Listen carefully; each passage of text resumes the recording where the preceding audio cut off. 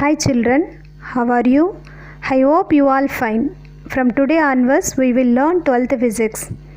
There are 11 chapters in the 12th physics. Among them electrostatics is the first chapter. We will see detailing about electrostatics. Children, get ready for that. The concept of electrostatics. It consists point charge, Coulomb's law, dipole. Coulomb's law explain about electric field, electric flux, Gauss law, electric potential energy, conductors, capacitor in the series and parallel with a dielectric and without dielectric. And what is electrostatics? We can see in the two part. First one is electro and then statics. Electro means charge, statics means rest. So the electrostatics is the branch of electricity which deals with the stationary charges. We can say shortly, it is the study of electric charges at rest. And then electromagnetism is one of the most important branches of physics.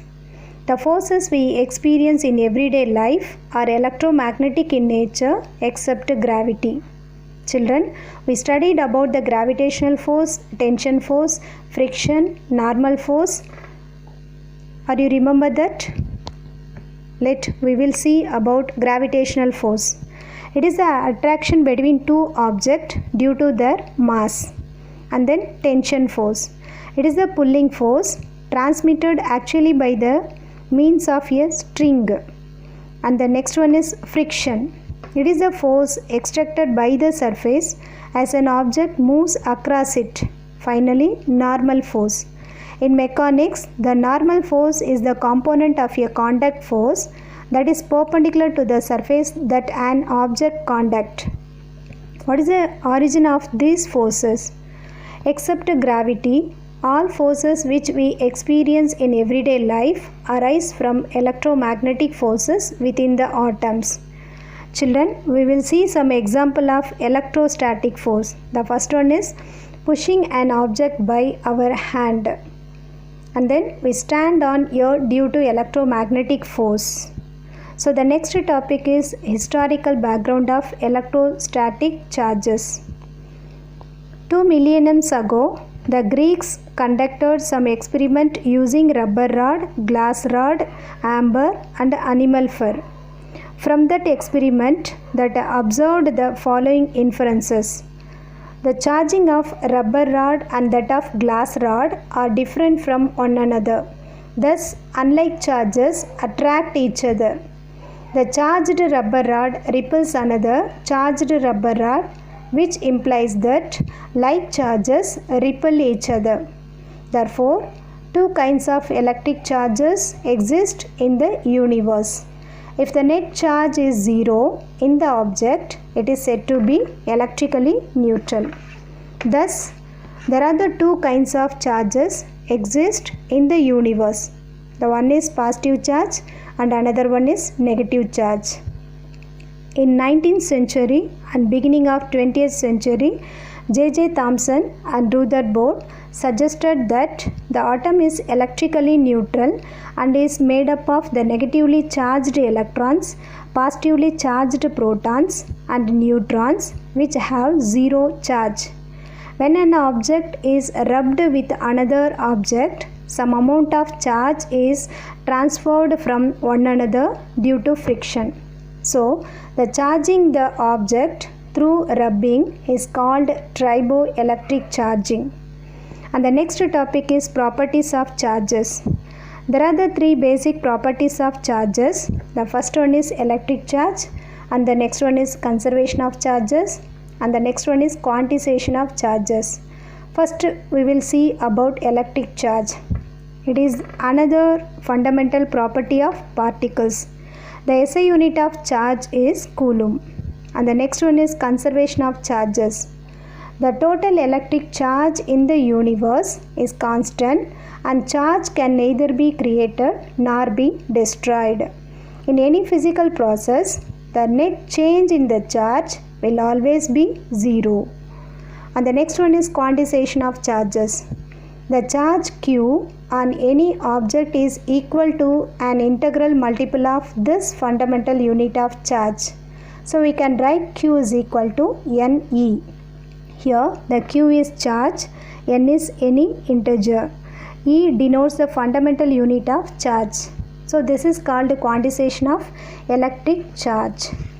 And then the Robert Millikan's experiment found that the value of E is 1.6 into 10 power minus 19 coulomb for electron, minus 1.6 into 10 power minus 19 coulomb for proton, plus 1.6 into 10 power minus 19 coulomb. And the next topic is Coulomb's law. Coulomb deduced the expression for the force between two stationary point charges in vacuum or free space.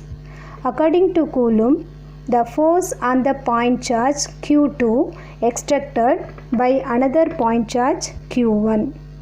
You consider the two point charge Q1 and Q2 at rest in vacuum and separated by the distance of r. So we can write it, the Coulomb's law. The electrostatic forces is directly proportional to the product of the magnitude of the 2 point charges and inversely proportional to the square of the distance between the 2 point charges. So we can write it, the formula of Coulomb's law. F21 is equal to 1 by 4 pi epsilon naught Q1 Q2 by r square r vector 1 2. Here Q1 Q2 charges, r is the distance between these two charges. Here r vector is the unit vectors. It is directed from charge Q1 to charge Q2. And next one topic is the important aspects of Coulomb's law. There are six aspects of Coulomb's law. The first one is the force on the charge Q2 extracted by the charge Q1 always lies along the line joining the two charges. R vector 1 2 is the unit vector pointing from charge Q1 to Q2. The second one is likewise the force on the charge Q1 extracted by Q2 is along R vector 1 2.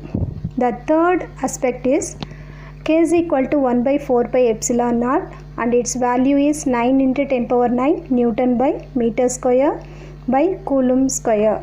Here epsilon naught is the permittivity of free space or vacuum. So the value of epsilon naught is equal to 1 by 4 pi K. So the value of epsilon naught is 8.85 into 10 power minus 12 Coulomb square by Newton by meter square. And the fourth one aspect is the magnitude of electrostatic force between the two charges, each of 1 coulomb and separated by the distance of 1 meter. It is calculated as follows. We can substitute the value of this. We can get it, the value is 9 into 10 power 9 Newton. This is a huge quantity, almost equivalent to the weight of 1 million ton. We never come across 1 coulomb of charge in practice. Most of the electrical phenomena in day-to-day life involve the electrical charges of the order of microcoulomb or nanocoulomb. And the fifth one aspect is we can write the Coulomb's law in the vacuum 1 by 4 pi epsilon naught Q1 Q2 by r square r vector 1 2. If we can write it in the medium of permittivity, we can write 1 by 4 pi epsilon Q1 Q2 by r square r vector 1 2.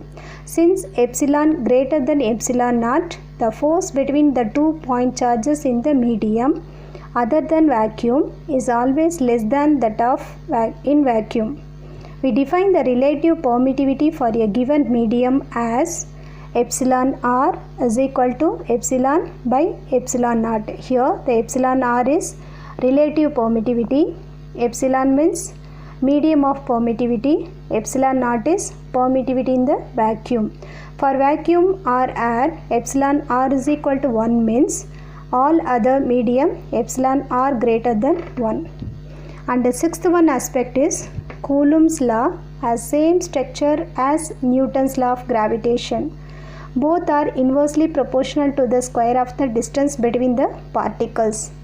The electrostatic force is directly proportional to the product of the magnitude of 2 point charges and the gravitational force is directly proportional to the product of two masses. But there are some important differences between these two laws. Let's see what are the difference between these two laws. Gravitational force, it is always attractive between two masses. The Coulomb force can be attractive or repulsive depending upon the nature of charges. The value of G is 6.626 into 10 power minus 11 Newton by meter square by kg. The volume of K is 9 into 10 power 9 Newton meter square by Coulomb. Gravitational force is independent of the medium, but Coulomb force is nature of the medium in which the two charges are kept at rest. It is the same whether two point masses are at rest or in motion. If the charges are in motion, yet another force comes into play in addition to Coulomb force. Okay children, through one small recaps, what are the important things we learned today? Let me see. Definitions of electrostatics, basic properties of charges, law of conservation of charges, quantization of charges, definition of Coulomb's law, important aspect of Coulomb's law, difference between gravitational force and Coulomb force. Okay children, you all understood the above topics. Thank you children.